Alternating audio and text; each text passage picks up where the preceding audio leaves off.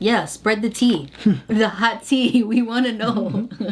All right, I have a question for you. What is something that I've either taught you or that you've learned or changed about yourself since you've been with me? But just who is Brock? Where did he come from? It is a strange story that begins many years ago.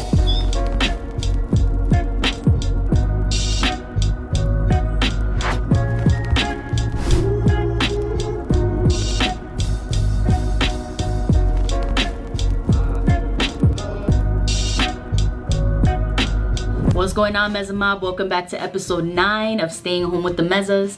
Today's our 7-year anniversary, and what better way to celebrate it than with some delicious food. We're gonna be having some tortas, some delicious horchata, and everything's gonna be made from scratch. So let's just jump right into it. First, we're gonna get started on the bolillo dough. That's the bread that the tortas are made in. You're gonna need 2.5 cups of all-purpose flour, and I also added half a teaspoon of salt. You'll need 1 tablespoon of active dry yeast, 2 1/4 teaspoons of sugar. You can substitute this with honey if you like, 2 tablespoons of melted butter, and 1 cup of lukewarm water.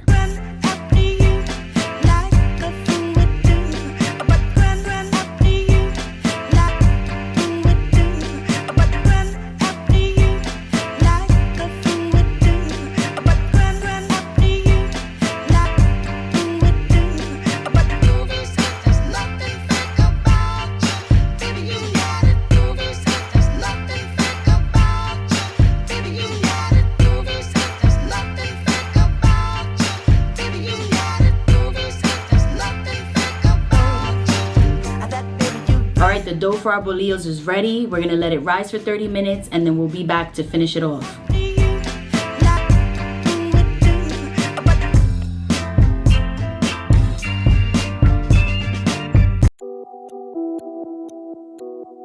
After 30 minutes, this is how your bread should look. So now, it's time to shape them up.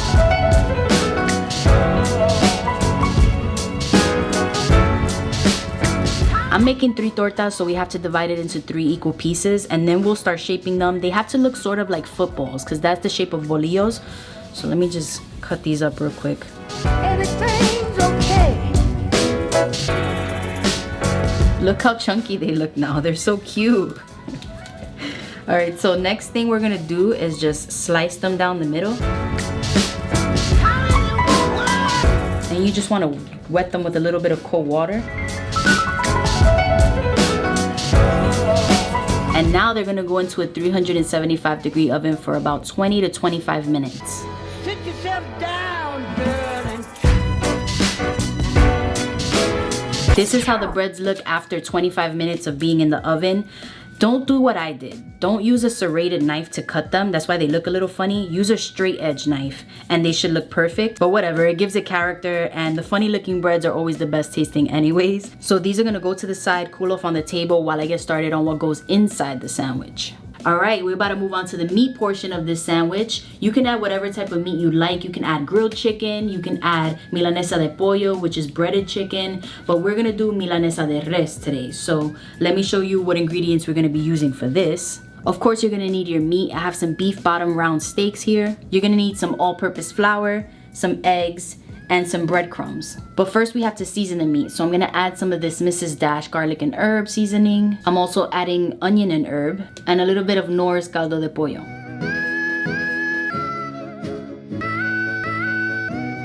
The next step is very simple. You're gonna dip it in the flour, you're gonna dip it in the eggs, and then you're gonna dip it in the breadcrumbs, which I seasoned already with those same 3 seasonings, because panko breadcrumbs can be very plain. Here you go, piece number 1.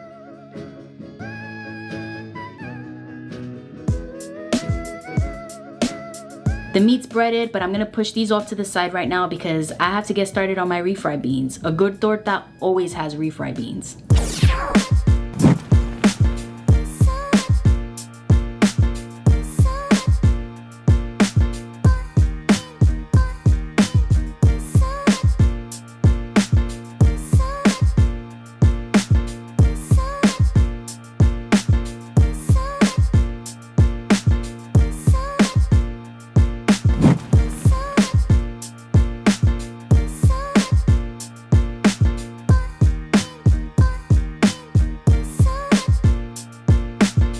Now, before we jump to assembling our tortas, we have to make the horchata.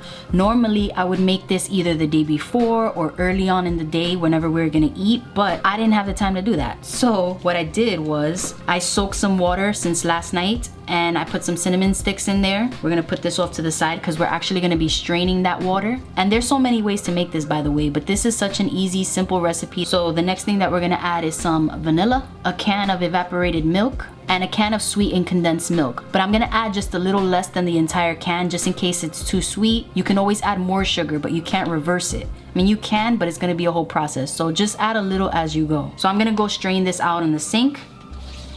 After you drain that water, you're gonna wanna throw it into the blender, cinnamon sticks and all. You're gonna wanna add your can of evaporated milk. Add in some of that condensed milk, add your vanilla. And just to kick up that cinnamon flavor, I'm also gonna add in some ground cinnamon.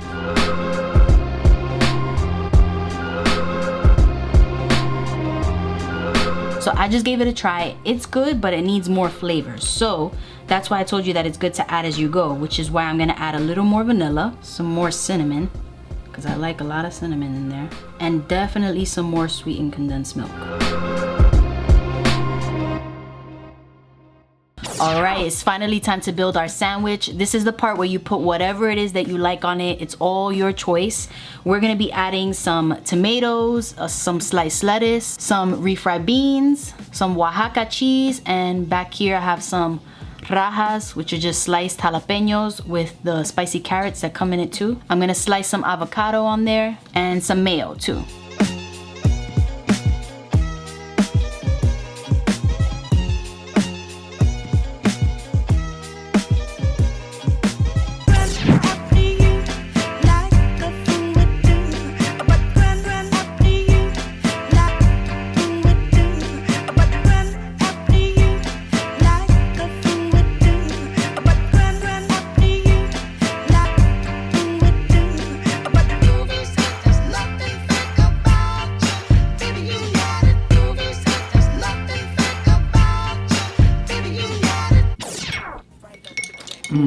That's the real deal. It's so good, right? Yeah. Perfectly sweetened. Even though you saw me add the 2 cans of condensed milk in there, just because there was so much water in there, it made it like perfectly balanced. It's not too sweet. We don't like horchata that's way too sweet. Yeah. But if you wanted to sweeten it even more, you can. It's that good. It's like perfectly. Yeah. If you want diabetes. But let's try the torta real quick. I know a lot of people like ASMRs. I'm not really into those too much. My daughter is. It's a massive sandwich. Good? The only thing I will say is I toasted the bread when I already made the sandwich. Don't be like me, toast the bread before. I was just so ready to eat already that I forgot to toast it before. But look, everything's still intact. No complaints over here. Everything is delicious. Right now, to go get one of these, you gotta take a lot of risks. So it's great that you can make it at home. You guys have to try this recipe. It's just like the ones that we buy at the restaurants. Exactly like those, if not better. When did we become official mukbangers? You remember our first mukbang? The first one, I believe, was when we ate the El Chapo burgers, I believe. Maybe. I can't remember. I don't I have to look remember. back. I can remember the first time you cooked for me, though. You remember what I made you? Of course. What was it? Tostadas. I was so impressed when she made those. I was like, what? This girl can cook. I gotta keep that. Because to be honest with you, in the past, I really never had people that could cook that good. Besides my mom's, of course. And I remember that night I had the munchies. Kim was staying over. So I asked Kim if she wanted to eat some takeout. I remember she told me, you want me to cook something for you? I was like, word, you cook? And she was like, what, you crazy? I remember I told her, I have some stuff in the fridge. If you can make something happen, then hey, do your thing. So I hear her in the kitchen, you know, the pots and pans. So about like 20, 30 minutes later, I start to smell the food. I'm like, oh man, that smells kind of good. So I got up, I went over there, and she just had things going. I wish I would have recorded it. She was just going in there, chefing it up like she does now. And I was like, damn, that smells good. So, you know, I'm over there grabbing stuff, and she's like, don't touch that, don't touch. So I sat down in the living room, she brought me the tostadas. They look so well put together. I was like, damn, yo. And let me tell you, those tostadas were the best I ever had. I'm telling you. To this day, she still makes them the same way. Really good. You remember, right? How you felt? Did you feel like pressure? Like I hope he likes my food. Well, I've already had experience. I'm an older sibling, so I already knew what it was like to cook for people. But it was weird being in a new kitchen. You know, I was only used to being in the kitchen in my house, and then being there for the first time. On top of the fact that he didn't have everything that I needed to like season food or like everything that it took to make a full meal. But I saw what I had, and it was like Chopped for me, because I used to love watching Chopped. I made it happen. I ended up going with tostadas. I think I put some rice on the side, something like that. But it was good. It came out good, and I was like, She made a first impression for real that day. no, but then I felt bad though when he was eating it, because he's like, wow, these tostadas are really good. I'm like, hey. Like, I went to the kitchen, I went to go serve myself, and I came back, he was almost done with his food. I'm like, damn, you freaking swallowed almost the whole plate. I was starving in my defense. Plus, I was being deprived. Like, I wasn't eating the way I eat now. That's why I was such a like a skinny dude. I was like always eating out. And the people that cooked for me would just cook me pork chops and oh my god, all day. But anyway, I don't want to talk about that. Yeah, so I eat good now. No complaints over here. Long story short. So back to the question that you asked me, if I was intimidated making you food the first time. A little bit. I mean, it was my first meal making food for him, but I was already so comfortable with him at that point. Like, we got comfortable with each other right away. We just clicked. And it felt like I already knew him for a long time. It was that kind of vibe, that kind of relationship. But it was a little like, you know, it's always the first time. You got to get that one off real quick. Oh, I do remember you asking me if I was allergic to things too. That was pretty cool. I found that impressive. I was like, wow, nobody ever asked me that. Are you allergic to this? It was crazy. Like I was in a restaurant or something. No, because I'm like, I don't want to rush to the emergency room, make him something that he's allergic to. But then once he liked it, I was like, okay, like I got comfortable, and I'm like, okay, well, every other day it started happening. Like every time I would come, I would just end up making food. He was always used to having takeout all the time, and he's still like that. They know how you are. He always, sushi. Yeah, he loves to eat his sushi. He likes to have his takeout every now and then, but before it was like excessive, and he was living alone, so it was only right. He did have food in his pantry though, but it was like junk food pretty much. It's like stuff that's easy to make, throw it in the microwave, a cup of noodles, chocolate bars, stuff that's not enough to make real meals every day. So I had chicken wings. I had to adjust that. I had a little bit of chicken there. One thing I do remember though, that I was like, yes, knowing that he was the one for me, was not being turned off by anything about him. Because I don't know if anybody else is like that. I'm pretty sure that a lot of you guys are like that too, but I was the type of person, like, any little thing would turn me off. I mean, like, we could have been talking on our first date and I would have been like, and it's just stuff that's inevitable too. It wouldn't be anything like me just trying to act better than someone or anything like that. It's just stuff that you don't want it to, but it ends up happening, and I didn't want it to happen with him. Stuff that just happens just because, and then after that you're like, oh, I can't look at you the same. You know? For example, you're sitting with someone on your first date with them, and they're talking to you and you can't hear anything they're saying because you're just staring at that one ear that's bigger than the other. No, I'm just saying, you know what I'm saying? It's like stuff that you can't change about the person, but there's something about it that just makes you feel like turned off, or like their laugh is weird, or like, you know what I'm saying? Yeah. Nothing made the me way they feel, breathe, yeah, the way they chew. Yeah, the way they chew, things like that. Yeah. It's just stuff that you can't change, and I know I'm not the only one out there like that. It's probably wrong, but it's true. And I didn't feel like that. The first date passed, okay, cool. A month passed, great. Nothing's off about him. I don't see anything that makes me feel like, oh, I can't, like, it's a turn off. A year, 2 years, and now 7 years later with a chunky bread over there in the room. And I love that. That's how I know he's the one. Wow, I'm speechless. What? Wow. Oh, wow, I'm speechless. I feel special. I feel like I checked out all the boxes. No, you did, because you know that sometimes it's to the point where like you care so much about that person, you're willing to work through the things that bother you. But I didn't feel like that with him. You know, there's the things that bother me about him, or just him being annoying sometimes, or like things that are just him trying to get under my skin. It's not anything that would affect my feelings for him or like my attraction to him, if that makes sense. I don't know, maybe I'm not making sense, but I'm pretty sure that some of you guys out there would understand where I'm coming from. At least one person. Come on, don't leave me hanging. Let me know I'm not the only one. Well, I wasn't the only one in the past, because yeah, it's been 7 years. Ooh, that sounds official. 7 years. That's crazy. You know, when I knew Kim was the one, it was on a first date. Yeah? Yeah, I never told you this. Check it out. when we got in the car, I picked you up and I gave you the hug and all of that happened, blah, blah, blah. I think they know the story. If you don't, we'll link it. We got in the car and I said something that truly wasn't even that funny. But she laughed. And it wasn't like a fake laugh. Like, ha ha, that was... I felt it. It was like, I'm like, wow. And then I kept saying stuff, and 7 years later, I'm still saying stuff, and it's still the same reaction from her. It's not some fakes, you know? Oh, So that's how I knew. And in hindsight, I look at it and I'm like, yep, I was right. And that's vice versa too, because if the person that you're with can make you laugh, that's everything. Yeah. They will brighten up the worst days that you have. And he's done that to me and for me so many times. He's made me laugh. He's always making me laugh. There's not a day that goes by that we don't laugh together or act like kids together. And I think that that's so important. That should be like the center of your relationship. That person should be able to make you laugh, and you should be yourself around that person. No matter how silly you are, to me, that is the most important thing. And that's one thing that I've learned. You should never have to cover up how goofy you are or how dorky you are or crazy. Yeah, crazy you are. Just be who you are. You might be super outgoing. You should never have to tame that to be with somebody. Adjust who you are, the good things, to be with that person. Because if it's stuff that you know within yourself you need to work on, then that's a different story. But we're talking about positive things, like your personality. That's super important. And Kim always made me feel like that. She always made me feel like I could be myself. I always try to be myself as much as I can. But with her, she made me feel even more comfortable being myself right away. Yeah. Not like I had to wait, see, would she think this is bugged out? Would she think this is...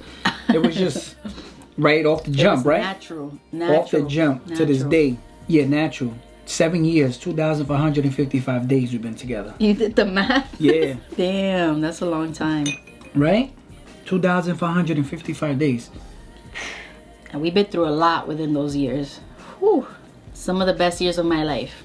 Another thing, this is the longest relationship I've been in consistently in all my 38 years I've been in this earth. Yeah, you've told them before. Yeah, it's crazy. Yeah. I mean, for the new subbies that don't know, that is crazy.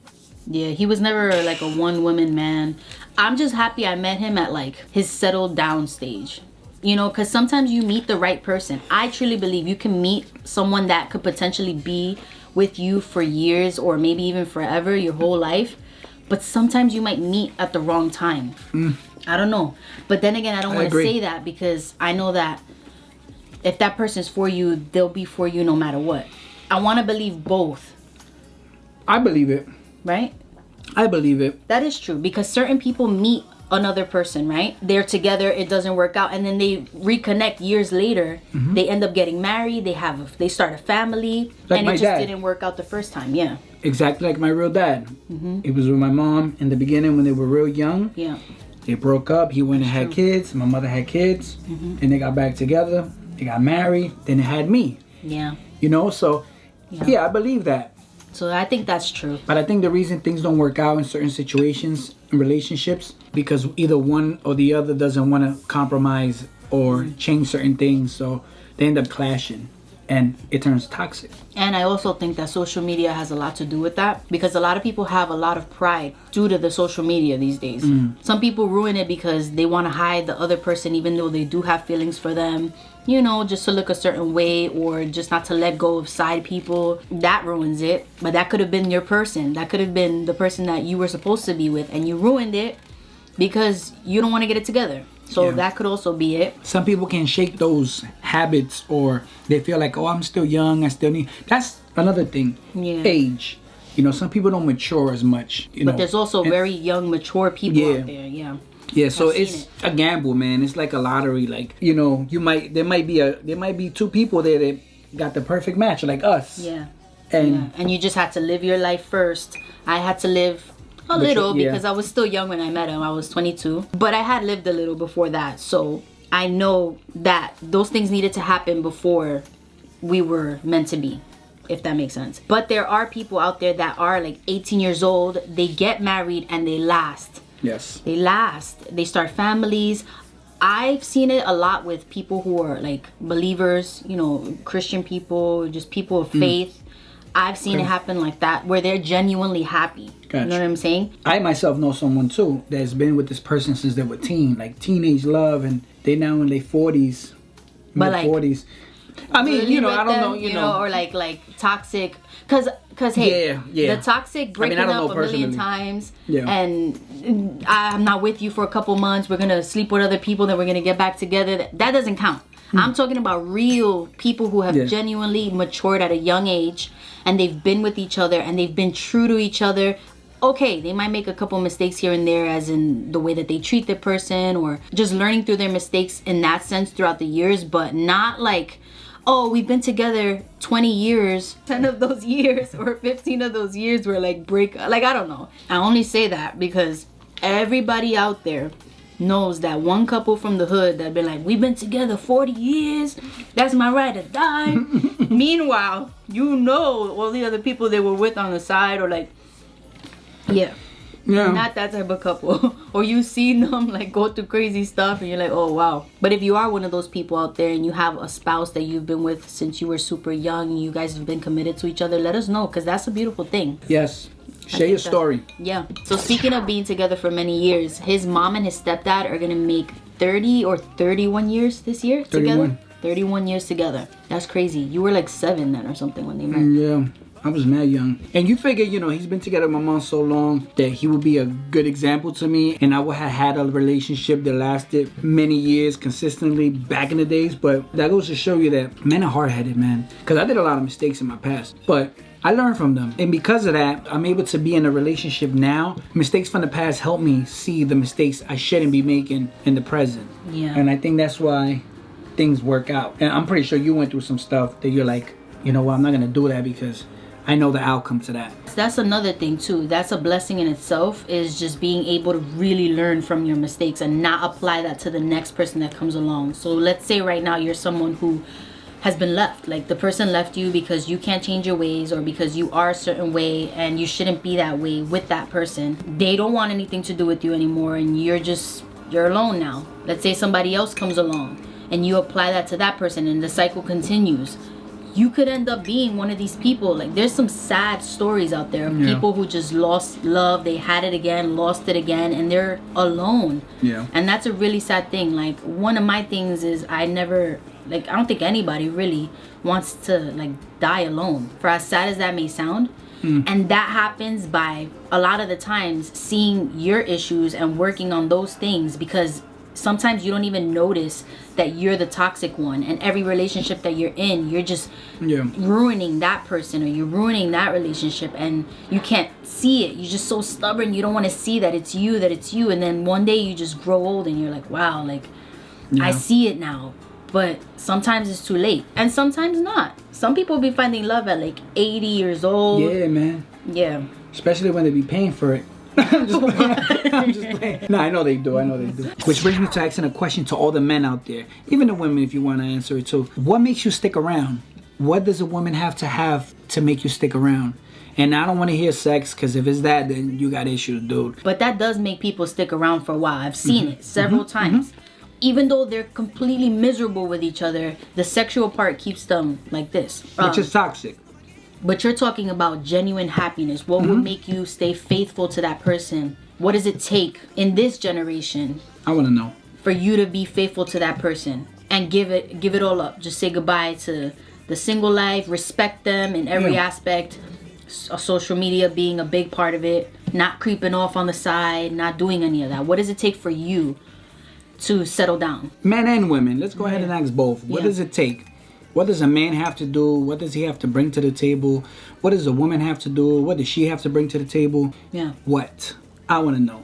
Because a lot could change in 7 years. We haven't been in the streets in 7 years. Yeah, man. A lot could change. Social media has evolved a lot since then. And from what I see, a lot of the people that ask us for advice and a lot of our friends, they're always saying the same thing, that social media is a big part of it. There's so many options in front of you every day. That's how people see it. There's so many options. Not to sound so straightforward or whatever, but people can scroll through Instagram, let's just say, like a freaking menu. Yeah. And there's just women. Let's say you're a guy. There's just women up and down that thing. And then the same for women.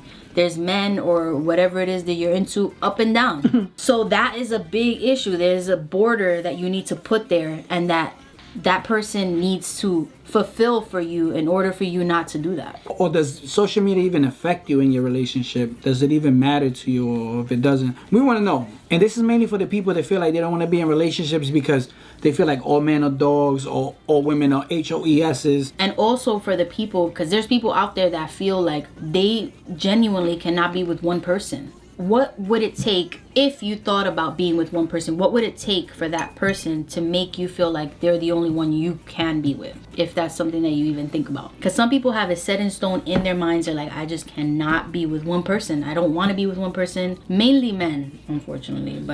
But women too. I know that there's people who just... Some women feel like, I'm living my best life. Yeah. She just want to be, dolo. She doesn't want a boyfriend. She just wants to... vacilar and all that stuff. It's true. Yeah, spread the tea. The hot tea. We want to know. All right, I have a question for you. What is something that I've either taught you or that you've learned or changed about yourself since you've been with me? Not how to be toxic. I used to be toxic. That's a good one. I think everybody used to be toxic in their relationship when they were younger, and being with you, I learned how to shake that off because I trust you. You taught me that. You taught me how not to be toxic and to trust because I didn't trust nobody. Not even my mama. I agree with that because trust is something that we really had to work on when we first started. What about you? What did you learn? What did you acquire from me? He's helped me realize that I'm a lot stronger than I thought I was before I met him. I think a lot of the fears that I used to have, I no longer have those things because those obstacles I've already tackled, and he's helped me get through those things. We've just been through so much together, and there's things that I never thought that I was capable of getting through if it wasn't for him, and him helping me realize that I can do that. I'm strong enough to get through that. I can really just get through anything that seems like it's impossible, because sometimes your mind can be your biggest enemy. It'll make you feel like you just can't get through certain things. And that's where your support system kicks in. That's where that person, when you're with them, makes you feel like you could do that. That's nothing. You could get through that. And he's always been like that. I've never been really big on taking too many chances. And he's like, go, you could do that. Come on. That's nothing. Come on. What are you worried about? He's that type of person. And I admire that about him. And that's made me work on those things that I felt like I couldn't do. Well, I'm glad I can help, Oh no. My plate is done. I'm stuffed. I couldn't finish it. It was delicious. It hit the spot. But I was just sitting here talking so much that I got full of air. Nah. But anyways, guys. Time to stand up and move a little bit for 1 minute. All right. You gotta get up and be like. So yeah, guys, thank you for tuning in to this 7-year anniversary.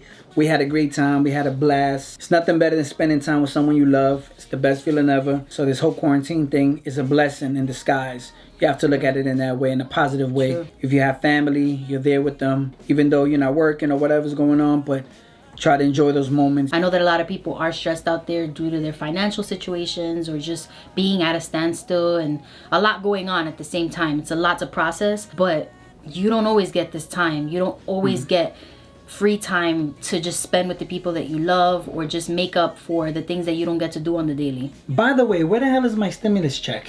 So before we go, of course, we got to give you guys your shout out. We love doing that. So take it away, Kim Rim. Oops, sorry, excuse me.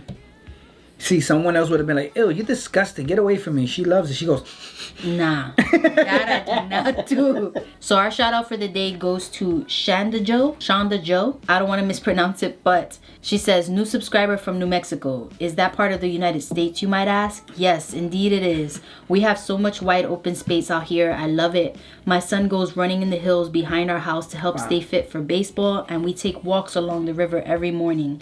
We visited New York and I loved it, but after a few days I was feeling claustrophobic and needed my wide open space. I love your channel and enjoyed watching your videos. Every morning we read Psalms 91 and pray it over our household and family members. Stay safe, MezaMob.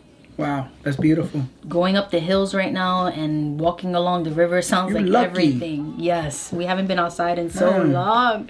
So you're super lucky to live over there. If everything goes according to plan, we might be your neighbors. Yeah. Thank you so much for that sweet comment. We appreciate it. And to everyone else, thank you so much for watching. And we'll see you guys in the next vlog. Yo, you sick.